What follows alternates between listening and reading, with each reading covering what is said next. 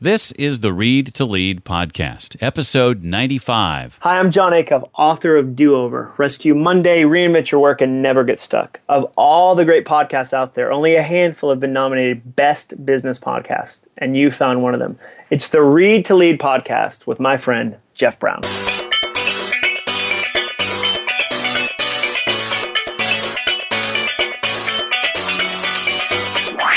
Individuals today have more power to affect their lives, to affect the lives of other people than, individuals have in any previous century. Welcome to the Read to Lead podcast with Jeff Brown. Jeff believes that if you desire to achieve true success in business and in life, then consistent and intentional reading is a must. The Read to Lead podcast will not only help you narrow this ever-important reading list, but also bring you key insights and valuable feedback from some of today's most successful and inspiring authors. And now, here's Jeff. Hi there, welcome. I am Jeff, and this is the podcast dedicated to your personal and professional growth, where each week we sit down with a successful and inspiring author. We chat about his or her latest book and unique insights in areas like leadership, personal development, productivity, career, marketing, business, entrepreneurship, and much more. In today's episode, you and I are in for a treat because we're going to be joined by Taylor Pearson. He's the author of The End of Jobs, Money, Meaning, and Freedom Without the 9 to 5. I plan to ask Taylor about the transition we're experiencing as a culture from a knowledge economy to an entrepreneurship economy and what that means, why globalization and technology are affecting not just low-skilled jobs, but even highly credentialed jobs, the issue of the rising cost of college with the simultaneous decrease in the relevance of a degree, and what to do about it, and much more. If you're like me and have read the plethora of articles that have come out in the last couple of years about how we need to get out from behind our desks and stand more, maybe you've considered a stand-up desk.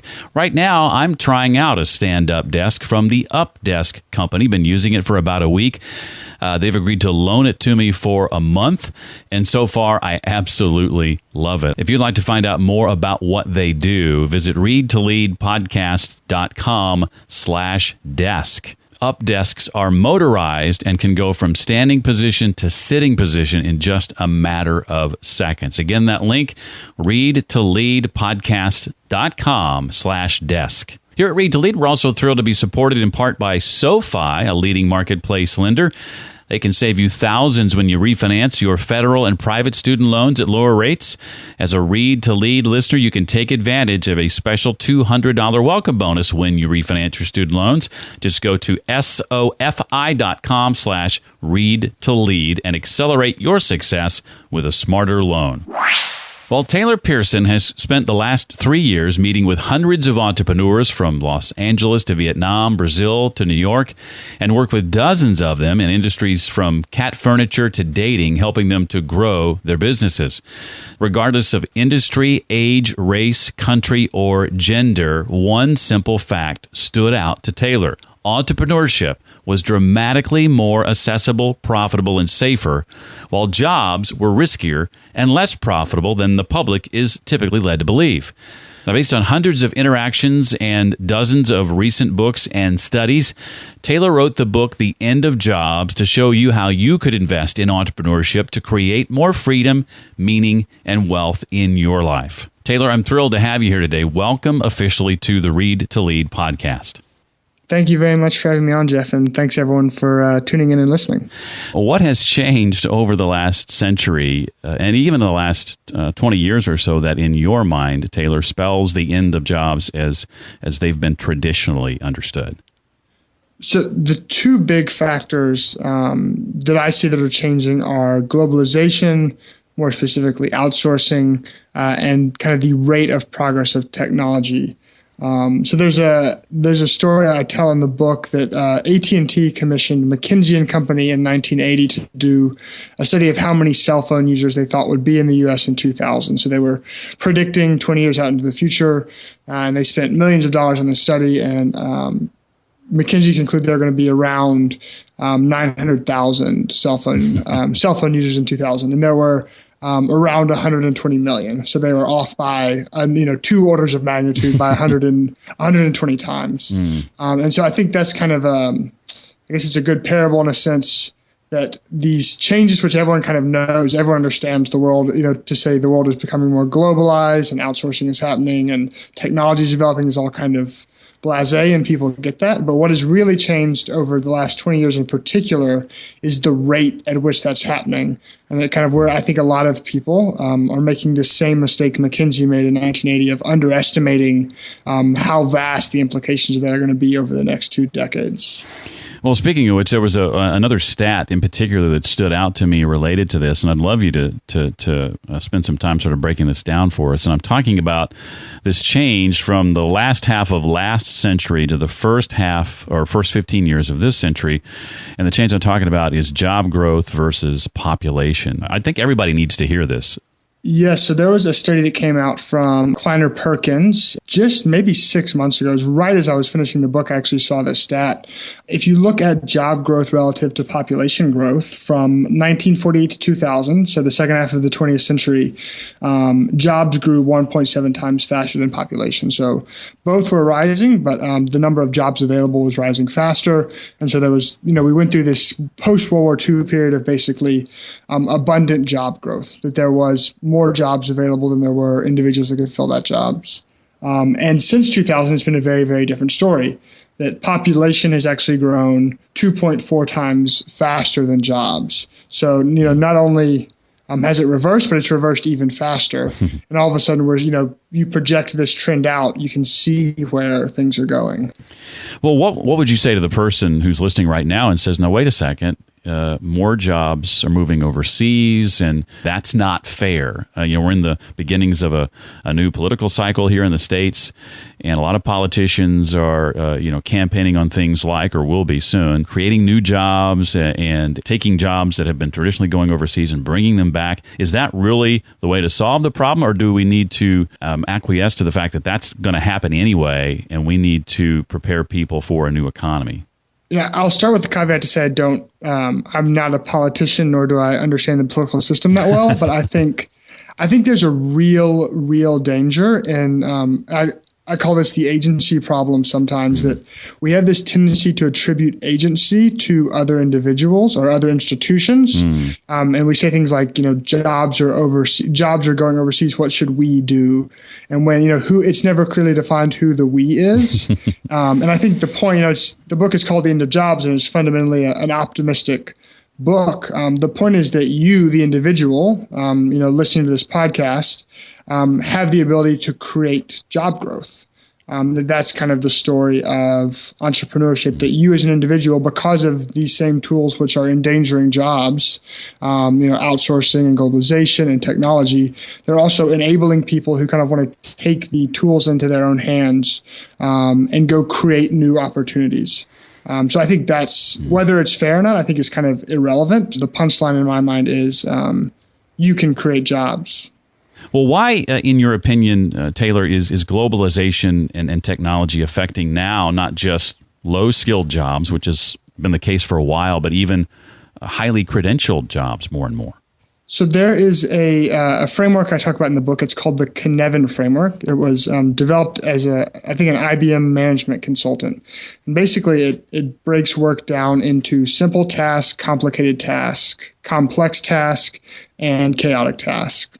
And when we look at the way economies have moved over the last roughly 400 years in the West, they have this tendency to move from simple to complicated to complex is kind of the transition we're in now. So, simple tasks, or if you look at most industrial or agricultural work, you could document it, like put together an IKEA bedside table, right? They give you the documents and you just follow the instructions and put things together. And that's what a lot of agricultural work looks like, and that's what a lot of industrial work looks like. And kind of the 20th century was this story of moving from simple into complicated work.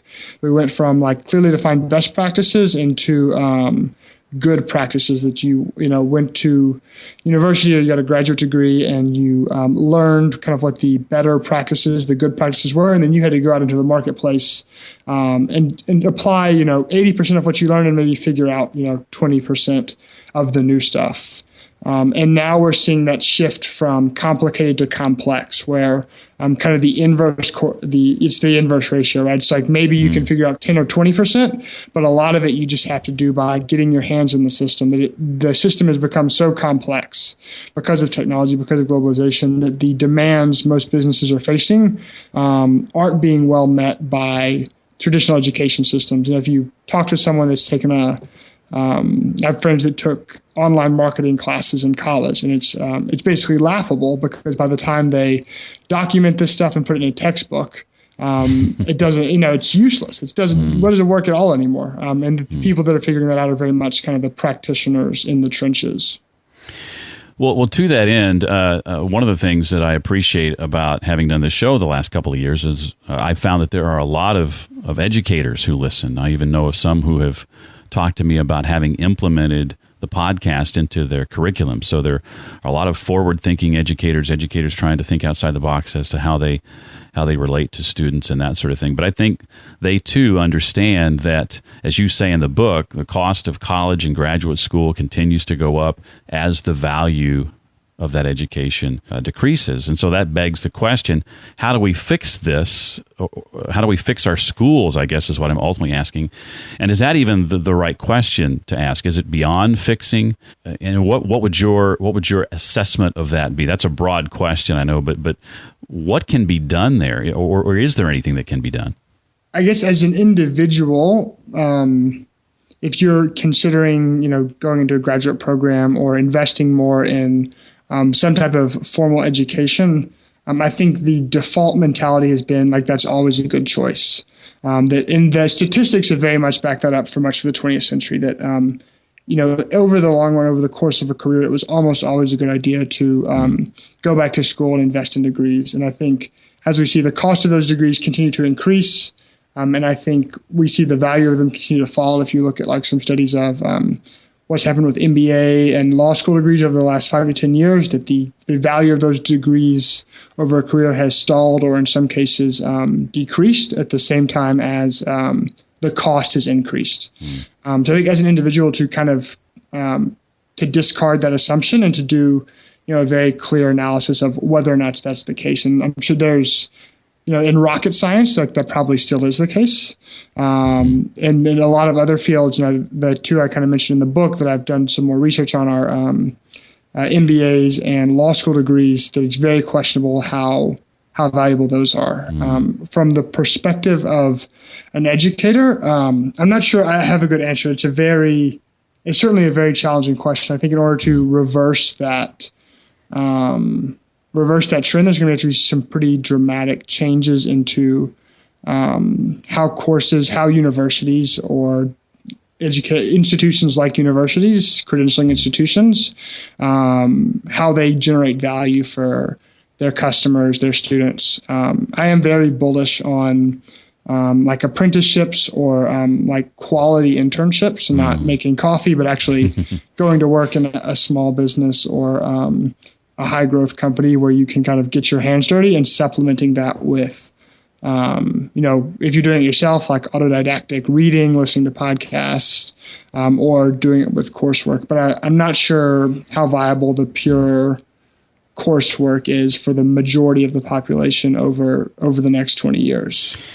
Well, share a bit about what you've identified as limits, Taylor, how they work, and the idea that instead of pushing harder, we should figure out where to push.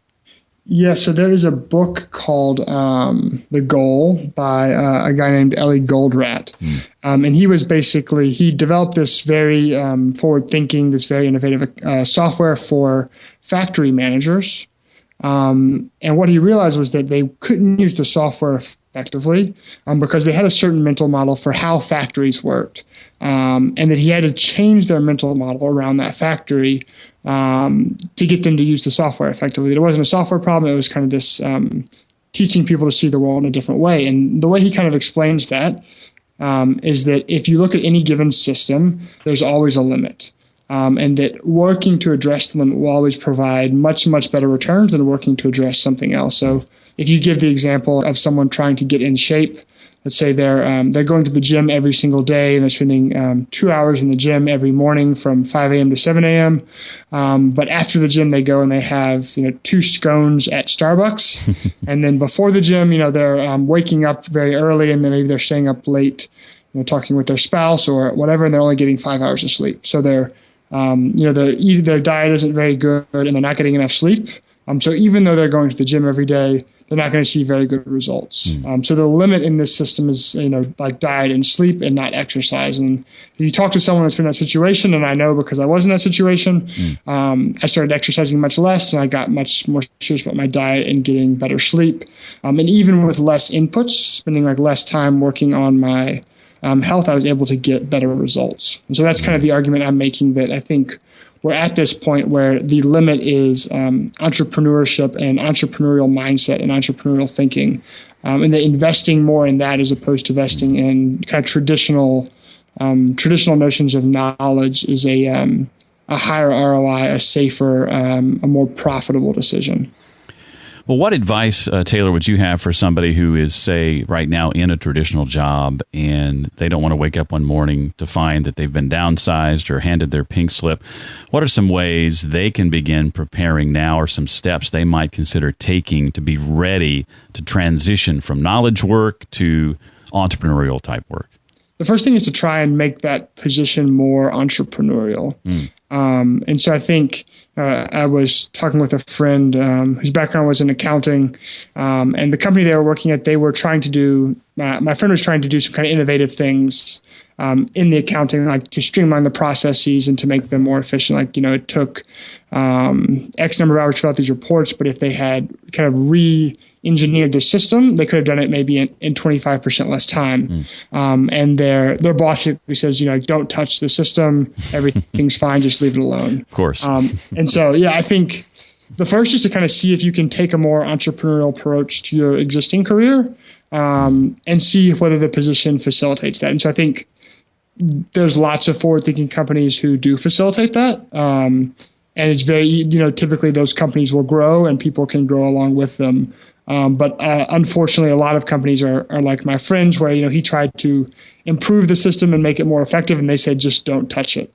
And so figuring out first if you're in that position or not, and if you are in a position where you feel like they're not really accepting your more entrepreneurial approach, to start looking at other avenues for how you can do that. So whether that's moving into a different position, into a different company, into like an apprenticeship type position where maybe you have more freedom and autonomy to be more entrepreneurial in the role, and you can kind of grow personally and also help the company grow in that role, or to look at kind of like a side hustle. I use the term stair step in the book, kind of a small project you can start working on the side that could eventually become a full-time business or entrepreneurial career. Well, as I talk to people, and I used to be in this camp myself, when they think about entrepreneurship versus traditional work, they think of entrepreneurship as being high risk. And I'd like for you to touch on the difference between entrepreneurial risk, as you think about it, and what you call silent risk, the kind of risk that most of us accumulate in our jobs. Yes, I was very influenced by the thinking of Nassim Taleb. He's written a couple books, or a few books, the best of which, in my opinion, is Anti-Fragile. And he developed this kind of new notion of risk based on what he saw was going into public markets, into people doing stocks and bonds.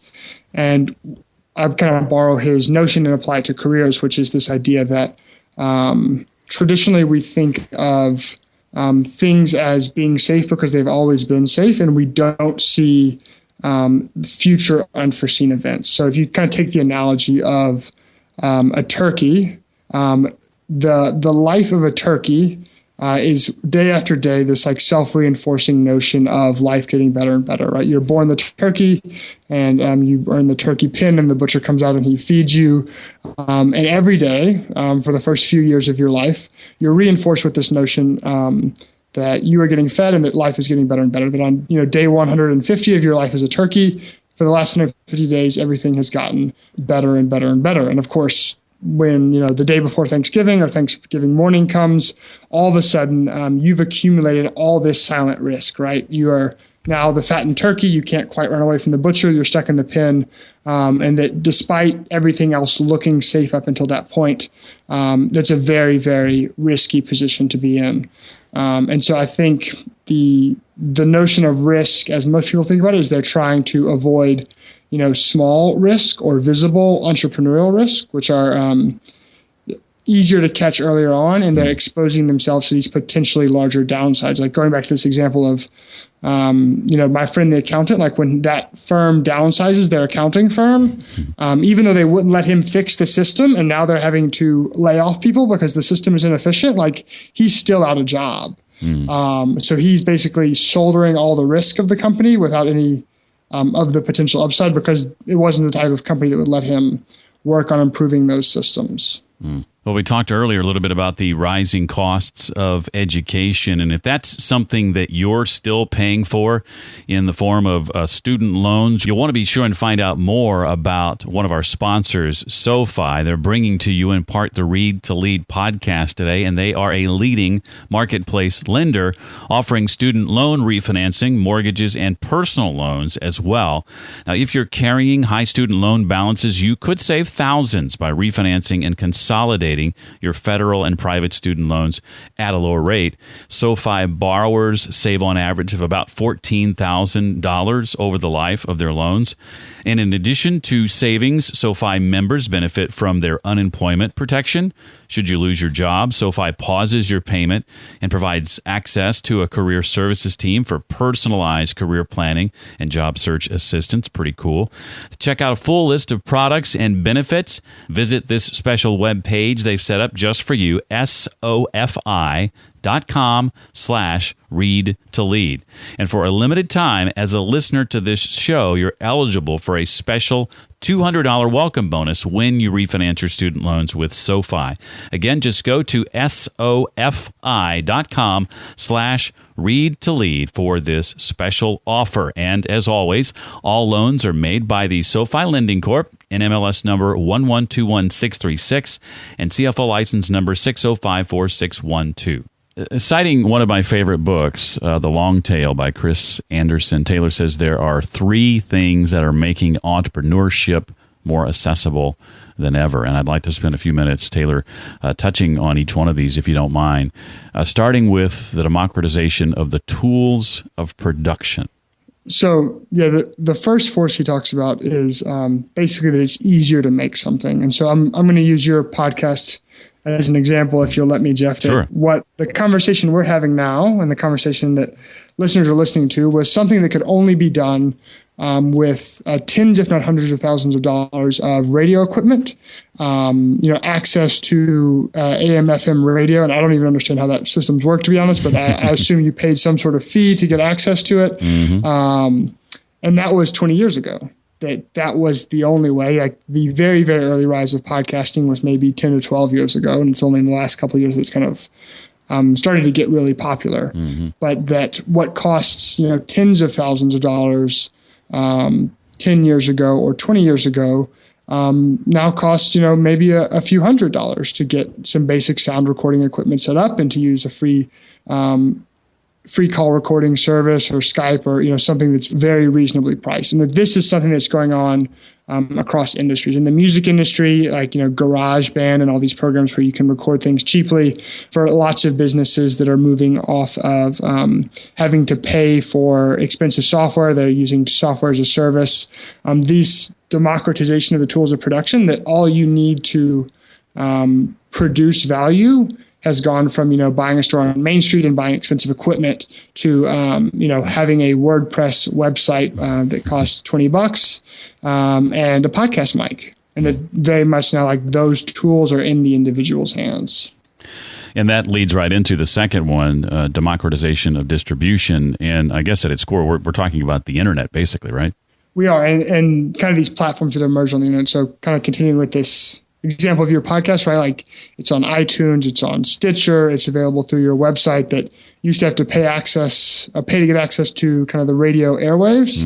And now that's, again, like free or, if you pay to have it hosted, a very a very nominal cost relative to what you were looking at even 2 decades ago, that being able to get this out there. And I used to edit and produce a podcast, and we remember looking at the listenership numbers, and we had a conversation with a morning radio DJ, and we had more listeners than the morning radio DJ. And again, like, didn't have access to kind of any of his traditional distribution. We were just going through the internet. And then the third thing that Taylor says it's making entrepreneurship more accessible is new markets are revealed every day. The other property of the internet in this sense is markets which weren't viable for geographic reasons are now viable. So, your podcast, if it's only available in Nashville, Tennessee, or in the 100-mile radius around Nashville, doesn't have near the listenership it has. I'm sure if you surveyed your listeners, I expect they're all over the country and probably all over the world. 145 countries, yeah. Yeah. So to be limited in the traditional geographic sense, there were only so many businesses that kind of the economics of retail allowed. If you were creating a movie and you couldn't get into movie theaters, you weren't one of the top 500 movies that year, you basically didn't get your movie seen. Whereas now if you look at like Netflix or YouTube even, you can create a movie and anyone can turn on and watch it. And if people like it and you market it well, you could be a movie producer and a movie director. And that those new market verticals, people that are interested in listening to podcasts with nonfiction and business authors is a really viable business opportunity in this like post-internet age. Well, I have some questions for you, Taylor, not directly related to the book. But before I get to those, I always like to ask if there's anything else from the book you want to make sure we know about. No, you were quite thorough with the questions. That was great. Well, I'm glad. Good. Well, Taylor reads about 60 books a year, so he's got me beat by at least 10 or so. Taylor, name for us, if you can, a couple of books you've read or are currently reading that have had a huge impact on you, and share, if you can, why or how they've impacted you as they have. So let me try and go with a few maybe lesser known books. Okay. See if I can come up with a surprise. One book that has a big influence on me, and I'm not even sure you would call it a book. It's actually a PDF, but it's 150 pages, so I'll call it a book, is a document called Principles. It's by Ray Dalio, D-A-L-I-O. If you Google Dalio Principles, it'll pop up.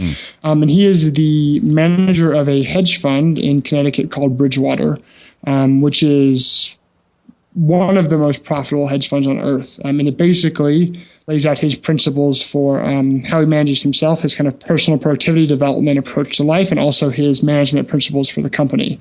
So in a very, very competitive environment, hedge funds are, I think, perhaps the most competitive industry on earth, you could argue. He's been able to be very, very successful over a 20-plus year career, consistently beating average hedge fund returns, which is, from the people I know in finance, a very, very impressive feat. So I think that one made a big impact on me. I think the biggest thing is he's a real advocate for transparency and the power of transparency to create real business results. Another book that is a big influence on me is Anti-Fragile by Nassim Taleb, which I mentioned previously. And he is, the book is profound because I feel it is a critique of modernity as we live in modernity. Often you have to get some historical perspective to see all the things that were wrong. And it feels like he's been able to point out a lot of those things as we are in the midst of them and kind of give us the opportunity to change them, and particularly around this idea of how we think about risk. Like, what does risk really mean in the modern era?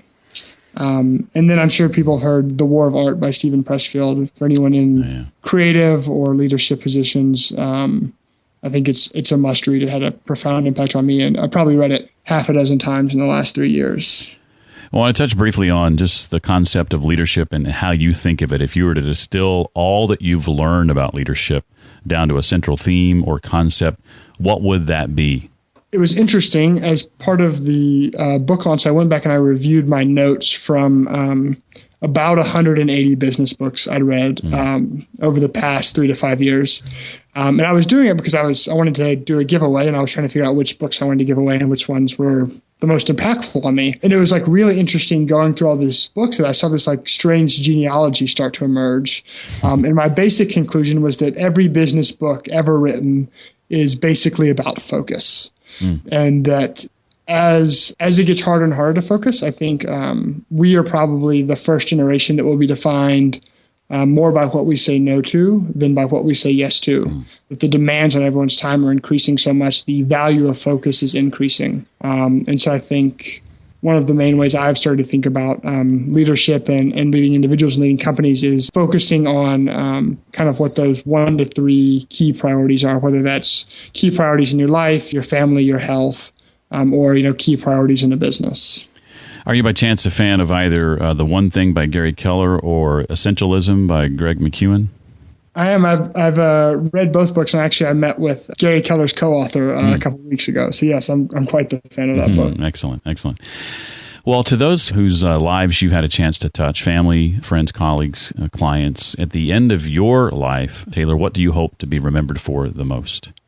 The thing that really gets me excited, and this is part of what motivated me to write the book, is I think every generation sort of has this the own delusion that they're the special generation. I guess I'm kind of suffering from that same delusion. I think today is the best day to be alive. And I think it is the best day to be alive because this transition in the West that we've gone through over the last 300 or 400 years has really been one, in a lot of ways, of the democratization or the distribution of power.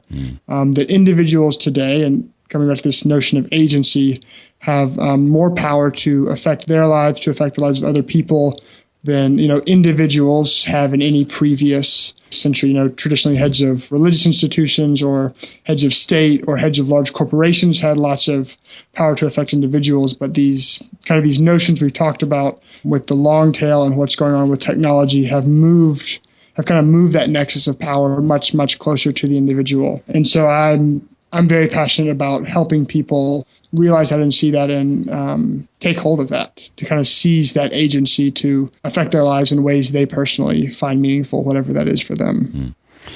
Well, I know the book's been out now for a couple of months. What's next on the horizon for you? What are you and your team working on now that you're excited about, if you can share? Yeah, well, right now I am recording an audiobook, actually. So I started that last week, and then I'm continuing to do some promotion for the book and kind of figuring out what's next in all the ways. I don't have clear plans for it. I think one thing I've gotten excited about is connecting people with apprenticeship opportunities.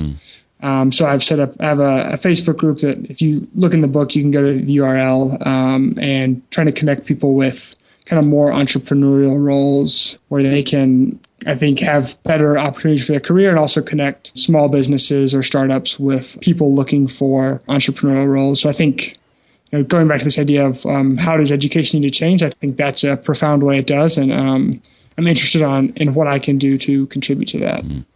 Well, it's a #1 Amazon business bestseller. One of my favorite people, James Altucher, loves it.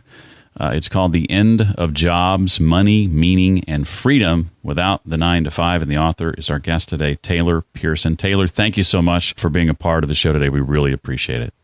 Thank you so much for having me on, and thank you, everyone, for taking the time to listen.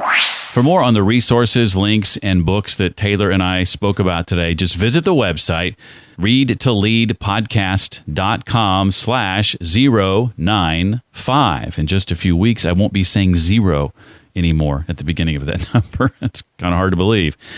Feel free to reach out to Taylor on Twitter as well. He's at Taylor Pearson Me on Twitter. Pearson, by the way, is Pearson. We'll link to that in the show notes as well.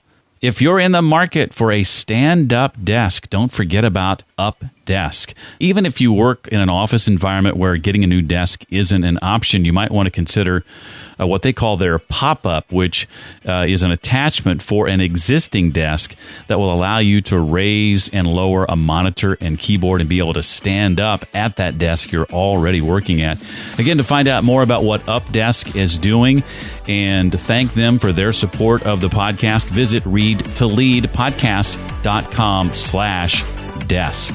Finally, if you'd like to connect with other Read to Lead listeners, one great way to do that is to join our private Facebook group. If you're in the States, send the phrase Read to Lead, all one word, no spaces, to 33444. That's Read to Lead to 33444. Outside the U.S., just visit readtoleadpodcast.com/group. Well, that does it for this episode. I look forward to seeing you next time for the Read to Lead podcast. Thanks so much for listening to the Read to Lead podcast. As a subscriber, we challenge you to be more than just a passive listener. Become a vital member of the community. Visit us on the web at readtoleadpodcast.com. Until next time, remember, leaders read and readers lead.